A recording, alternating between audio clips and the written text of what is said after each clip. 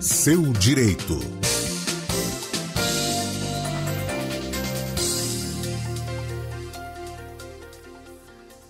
Todas as sextas-feiras temos aqui no estúdio CBN o quadro Seu Direito, com o advogado especialista em direito público e eleitoral, Dr. Marcelo Pellegrini. Prazer falar com você novamente, Dr. Marcelo. Seja bem-vindo.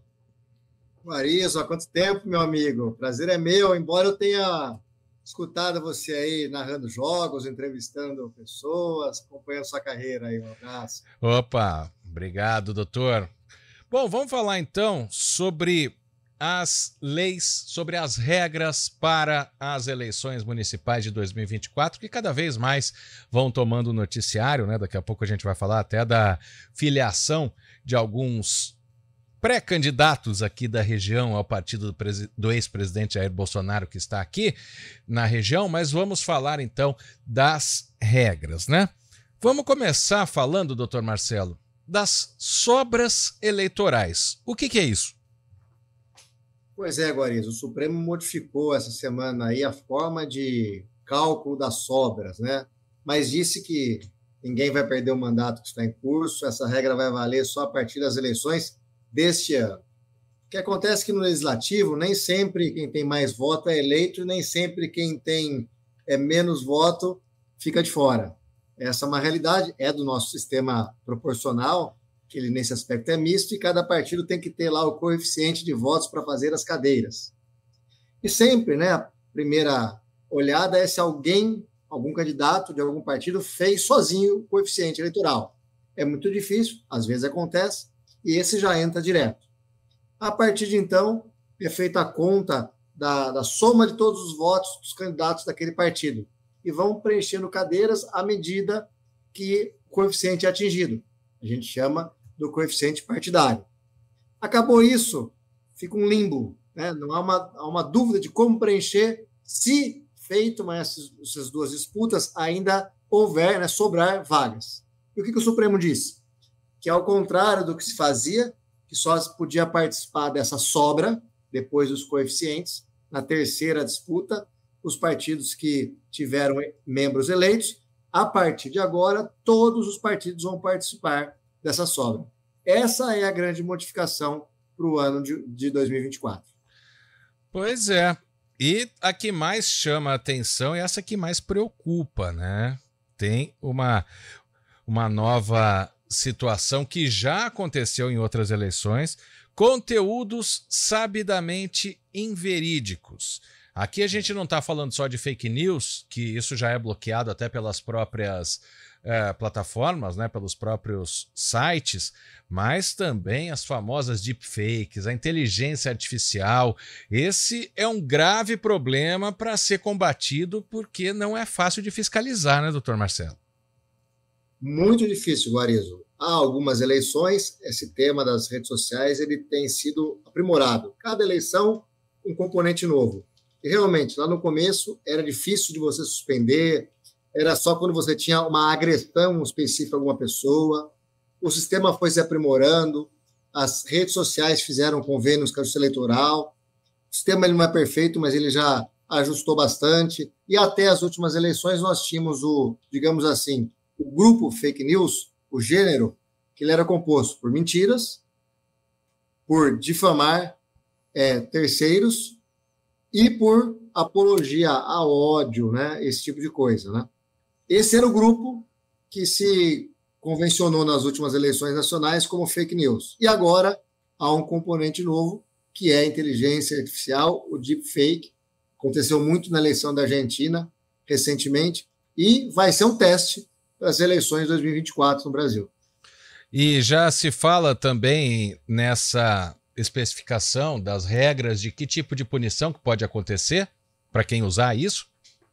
Aí é o seguinte, as punições da Justiça Eleitoral elas vão desde multa até a cassação do registro, a perda do cargo e a suspensão de direitos políticos, que vai mostrar o caso concreto. Se houve uma campanha orquestrada por um deepfake, se houve o disparo em massa dessa notícia falsa, se aquilo foi grave, se aquilo tinha condições de influenciar no pleito, e aí sim, a cada caso concreto, vai se analisar a gravidade e a punição ela é proporcional à gravidade, sem prejuízo de que hajam várias e outras múltiplas ações simples para irem rapidamente removendo os conteúdos que passarem pelos servidores das redes sociais. Às vezes passa, é muito difícil, o algoritmo ele não pega tudo, ele pega bastante coisa, mas não tudo. Então ainda você tem o residual que acaba sendo publicado e é levado imediatamente à Justiça Eleitoral. E no texto do STF também, doutor Marcelo, fala-se ainda, né, que os textos finais ainda serão publicados, né? Ou seja, ainda tem uma discussão sobre isso. E falando em texto final, se a gente pensar mais para frente, claro que até hoje a gente tem partido recorrendo de eleições anteriores, né? Posso até citar o caso, por exemplo, do senador eleito, do senador hoje, Sérgio Moro, que tem contestação do PL e do PT por causa da candidatura dele, Deltan Dallagnol já foi cassado. Isso nas eleições municipais pode acontecer também de ser julgado um caso desse, de fake, de inteligência artificial, depois que alguém é eleito pelo voto ou não? Pode. Então, vamos lá. As regras eleitorais, as resoluções vão sair agora esse mês de março, porque elas têm que sair no prazo anterior a 6 meses do pleito eleitoral. E aí nós vamos identificar quais são os critérios exatos que o tribunal elegeu para a classificação de deepfakes e as consequências. 2. A Justiça Eleitoral ela é muito célere. Ficam poucos casos para serem julgados depois da eleição, mas ficam os casos, digamos assim, mais difíceis ou mais rumorosos. Você citou 2. No caso do procurador Deltan Dallagnol, que perdeu o cargo de deputado federal, foi um recurso contra o registro de candidatura. Já no caso do senador Moro, que vai ser julgado agora dia 1º de abril pelo TRE do Paraná, foi uma ação pós-eleição, não sobre o registro, mas do uso abusivo de arrecadação na pré-campanha, quando ele ainda pertencia ao Podemos e fez campanha nacional. Esses casos, né, e alguns outros, acabam ficando durante o mandato. Não são a maioria. Eu volto a dizer, a Justiça Eleitoral, nesse ponto, ela é muito rápida e muito séria, mas acontece. Nessa questão do cálculo, né, voltar um pouquinho para as sobras eleitorais, que foi, né, o quociente eleitoral, que era o nome que a gente conhecia anteriormente, é previsto, não é isso aí não, é previsto que haja muita mudança, doutor Marcelo, por causa, né, a gente já viu, por exemplo, vereadores, já que a gente está falando de eleição municipal, um vereador puxar muito voto e o outro vereador com pouquíssimos votos ser levado também, né? Isso pode ter uma mudança, é significativo isso que você explicou no começo? Vamos lá, o Guarizo. Essa eleição do Supremo, se tivesse valido para as eleições nacionais de 2022, mudaria de 7 a 25 membros da Câmara dos Deputados. Dependesse de como o Supremo entendesse a questão mais ou menos grave. Hoje tem um corretivo. O cara que estoura de voto, puxador, continua sendo puxador. Por exemplo, Campinas, nós temos um coeficiente de cerca de 15 mil votos. Aquele que fizer 20, por exemplo, se alguém fizer, vai não só se eleger, como deixar 5 de presente para a sua coligação. Correto. Mas também hoje, ninguém se elege com pouquinho. Essa figura do pouquinho acabou. Hoje, para eleger, o partido tem que fazer pelo menos 80% do coeficiente na soma de todos os vereadores. No caso de Campinas, 80% de 15 mil votos. E qualquer um candidato desse partido para ter um assento vai ter que ter pelo menos 20% de votos. Ou seja, 3 mil votos no caso de Campinas. Daí que o puxador continua valendo, mas o nanico hoje não é mais eleito. A não ser que sobre uma vaga na 3ª divisão, com essa regra nova, numa situação excepcional. Isso vai mudar muita coisa. Mas também acontece. Sim. Diga, né? Tá, com certeza. E para a gente fechar, doutor Marcelo, hoje, né, como eu disse, o ex-presidente Jair Bolsonaro está aqui na região para trazer a filiação de prefeitos de cidades aqui. Daqui a pouco a gente vai ter até informações ao vivo com a Tayla Ramos, que, como ela mesma diz aqui internamente, está no meio da muvuca, tentando ouvir o que vai dizer o ex-presidente, mas tem a filiação de prefeitos de partidos aqui, de cidades importantes aqui, ao PL, que é o partido do presidente Jair Bolsonaro. Existe uma janela partidária, como que tem um prazo, né? Porque as chapas, claro, têm tempo para se inscrever. Para mudança de partido, ainda tem um prazo extenso, acaba logo, tem que ser a 6 meses das eleições. Explica isso para a gente, por favor. Exatamente isso, Guarizo. Esse mês de março começam os trocas-trocas, digamos assim, dos partidos. Quem é membro do executivo, seja prefeito ou vice, não tem essa regra. Pode mudar de partido a qualquer momento, né? Já os membros do legislativo têm essa regra, sob pena de incidir em infidelidade partidária e perder o mandato.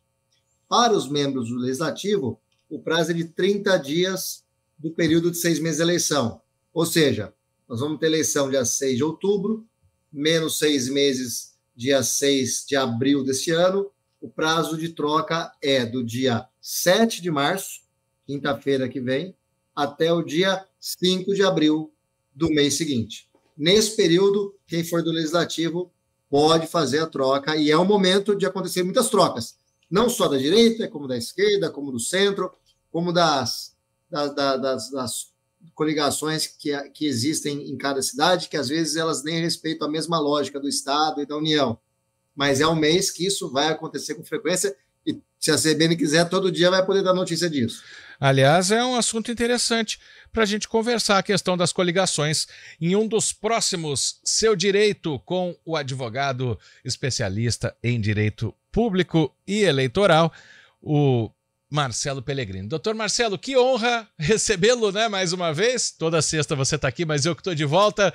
A gente se fala na sexta que vem. Um grande abraço, bom fim de semana. A alegria é minha, um grande abraço, e exatamente, esse tema aí vai palpitar e vai nos orientar nos próximos diálogos. Muito obrigado, um bom final de semana a todos.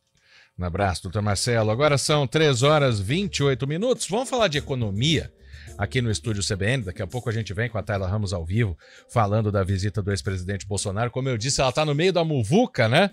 Mas agora vamos falar, quando a gente vai no mercado, arroz e feijão bem mais caros em comparação com o ano passado.